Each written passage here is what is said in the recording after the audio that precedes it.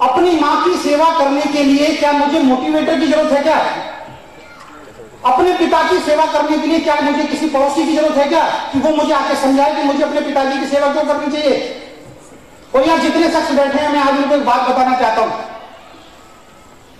हमारे माता पिता हमसे कुछ नहीं चाहते, हमारे माता पिता सिर्फ हमसे एक बात चाहते हैं।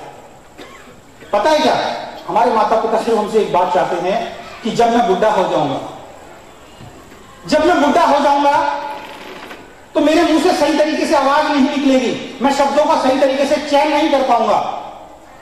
हो सकता है मैं जो बात बोलूं वो तुझे समझ में ना आए, लेकिन बेटा फिर भी तू हैरान मत होइयो, फिर भी तू निराश मत होइयो, तू परेशान मत होइयो। मेरी तुतलाती आवाज, मेरी हड़बड़ाहट वाली आवाज को तू समझ जाइयो, क्योंकि बचपन में जब तू तुतला के बोलता था तो मैं तेरी एक एक बात को समझती थी,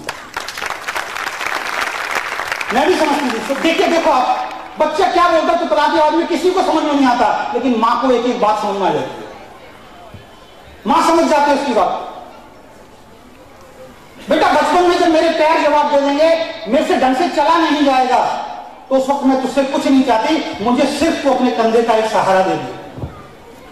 क्योंकि तू जब बचपन में नहीं चल पाता था, गिरता था, तो मैंने तेरे को अपनी उंगली से चल चल के पकड़ पकड़ के चलना सिखाया है। अपना वो दिन याद करिए। और अगर गलती से हमारे से कोई सामान टूट जाए, गिर जाए, क्योंकि हमारे हाथों में जान नहीं होगी, तो परेशान मत होइयो। तूने भी पता नहीं कितनी कितनी प्लेटें, कितनी कितनी कटोरी, कितना कितना सामान फेंक फेंक के तोड़ा है, लेकिन हमने कभी तेरे बारे में गलत नहीं सोचा। लेकिन होता क्या है, जब माँ बाप से चला नहीं जाता तो बच्चे सोचते हैं टेंशन है, जब माँ बाप से बोला नहीं जाता तो बच्चे सोचते हैं टेंशन है, जब माँ बाप से खाया नहीं जाता तो बच्चे सोचते हैं टेंशन है। और ऐसे वक्त पे बागवान फिल्म भी सबके घर में चलती है। देखिए बागवान फिल्म, मैं आपको थोड़ा सा अपने बारे में बताता हूं। मेरी 5 बहनें हैं, मैं अकेला भाई हूं। 5 बहनों में मैं अकेला भाई हूं। मुझे लोग बचपन से कहते थे कि तेरी जिंदगी तो सारी ऐसी निकल जाएगी। मैं पूछता था क्यों? वो एक ही बात बोलते, तेरा कोई भाई है ही नहीं, तेरी तो सारी जिंदगी शादियां करने में, भात भरने में, फिर बच्चों की शादी करने में, तीज त्योहार करने में ही निकल जाएगी। और उससे मेरे को समझ नहीं थी, मैं भी सोचता था मेरे शायद 1 या 2 या 3 भाई होते। लेकिन आज जब मैं लोगों के घर के अंदर देखता हूं, बागवान फिल्म को देखता हूं, तो मैं भगवान से हाथ जोड़ के एक ही बात बोलता हूं कि अच्छा है मुझे कोई दूसरा भाई नहीं है। क्यों? क्योंकि मैं अकेला हूं, तो मैं ये नहीं कह सकता अपने बड़े भाई को कि मां तेरी है। एक कोटेशन है, पता है क्या है?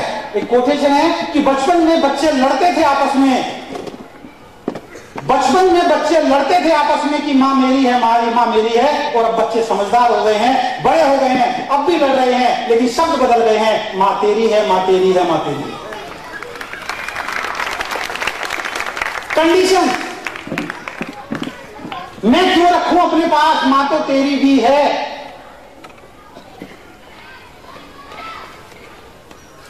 सोचो क्या बोल रहे हैं।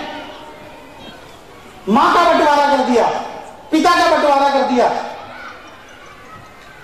और माफी चाहूंगा कान पकड़ के आपसे, जो चीज हम आज कर रहे हैं, जो बीज आज हम जमीन के अंदर डालेंगे, जिस चीज का बीज हम जमीन के अंदर डालेंगे, उसी चीज का पेड़ उगने वाला है। तैयार है ना उसके लिए? जैसी करनी वैसी भरनी, ये कहावतें ऐसी नहीं बनी है। एक बुजुर्ग आदमी था, उसके हाथ पैर जवाब दे गए थे, चला नहीं जाता था, खाना भी अपने हाथ से नहीं खाता, सब कुछ उसका बेड पे होता था। उसकी बेटे की जो बहू है परेशान हो गई थी। एक दिन परेशानी में उसने सबको बोला, अपने पति को बुलाया और उनको बोला कि पिताजी किसी काम के नहीं रहे हैं, ना ये खुद खा पाते हैं, ना चल पाते हैं, सब कुछ बेड पे होता है, मैं परेशान हो गई हूं, आप तो ड्यूटी पे चले जाते हो, मुझसे ये काम नहीं होता, तो आपके पिताजी का कुछ इंतजाम करना पड़ेगा। सोचो क्या बोल रही हो। आपके पिताजी का कुछ इंतजाम करना पड़ेगा। उसने कहा क्या इंतजाम करना पड़ेगा? उन्होंने बोला कि मेरे दिमाग में एक योजना है कि हमारे बाहर एक बहुत गहरी नदी है, रात के 2-2:30 बजे आपके पिता को एक टोकरे में बांध देंगे, उसके अंदर पत्थर रख देंगे और रात को उस नदी में जाकर डुबोएंगे। बेटा बोला कल को दुनिया पूछेगी कि कहां गए पिताजी, तो कह देंगे दूर के कहीं रिश्तेदार हैं, उनके यहाँ पे तीर्थ यात्रा के लिए हमने भेज दिया है, और बाद में कह देंगे वहां पे कुछ हुआ, हम अंतिम संस्कार करके आ गए।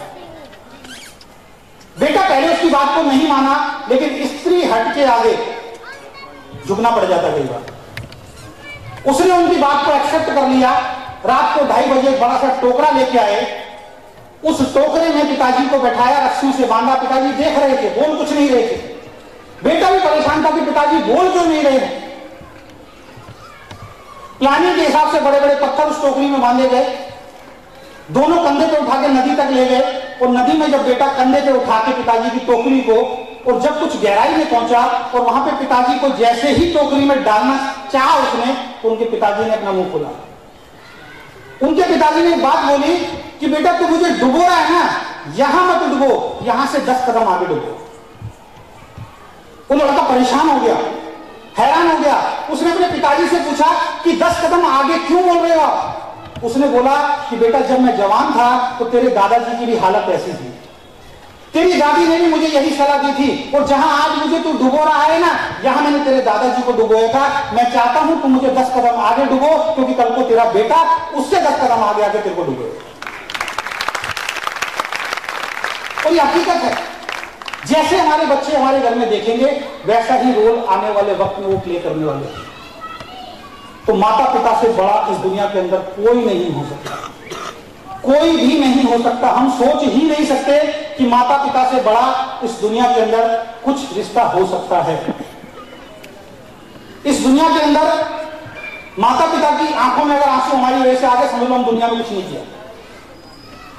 और माता पिता का एक बार आशीर्वाद अगर हमारे सर के ऊपर अगर रख दिया गया, तो समझ लो फिर ईश्वर भी चाहे ना कि आपकी तकदीर खराब करे, तो तकदीर खराब नहीं हो सकती, क्योंकि वो ईश्वर ने भी उसी माता पिता के चक्कर काट के बता दिया था कि ब्रह्मांड माता पिता के करना है।